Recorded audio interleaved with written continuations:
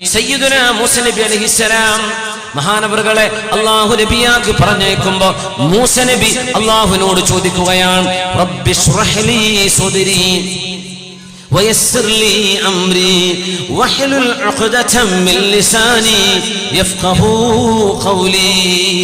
റബ്ബിശ്റഹ് Lee സദ്രി, അല്ലാഹുവേ എൻ്റെ നെഞ്ചകം എനിക്ക് വിശാലമാക്കി തരണേ, ഞാൻ ആളുകളോട് സംസാരിക്കാൻ പോവുകയാണ്.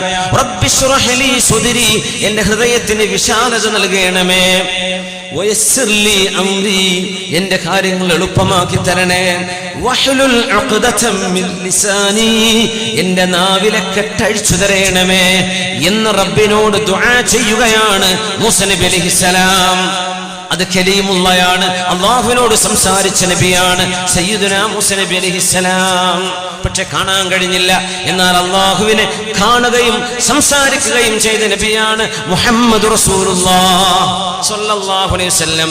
അല്ലാഹുവിനോട് റബ്ബേ എൻ്റെ ഹൃദയത്തിന് വിശാലത തരണേ എന്ന് ദുആ ചെയ്യുന്ന മൂസ നബി അലൈഹിസ്സലാം.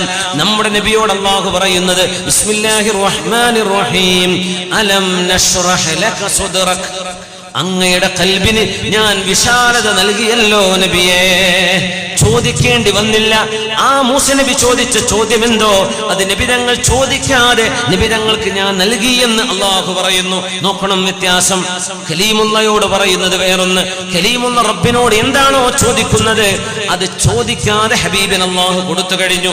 അലം നശ്റഹ് ലക സദ്റക് വവദഅനാ അൻക വിസ്റക് അല്ലദീ അൻഖള ളഹ്റക്. എത്ര മനോഹരമാണ് അല്ലാഹു ഹബീബുനാ റസൂലുള്ളാഹി സ്വല്ലല്ലാഹു അലൈഹി വസല്ലം തങ്ങളോട് പെരുമാറുന്ന രീതി, എത്ര മനോഹരമാണ്.